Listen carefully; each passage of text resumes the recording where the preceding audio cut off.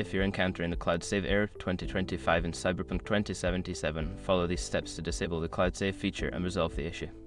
Step 1. Open the game launcher. Launch the game through the platform you are using, such as Steam, GOG, or Epic Games.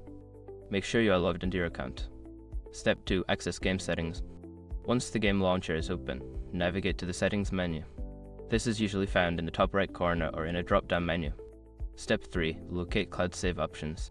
In the settings menu, look for an option related to cloud saves. This may be labeled as cloud save, cloud sync, or something similar depending on the platform.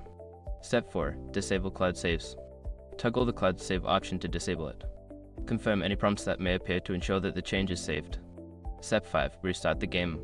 Close the game completely and then restart it. This will ensure that the changes take effect and help prevent the error from occurring again. By following these steps, you should be able to disable the cloud save feature and resolve the error 2025 in Cyberpunk 2077. If you continue to experience issues, consider checking for updates or reaching out to support for further assistance.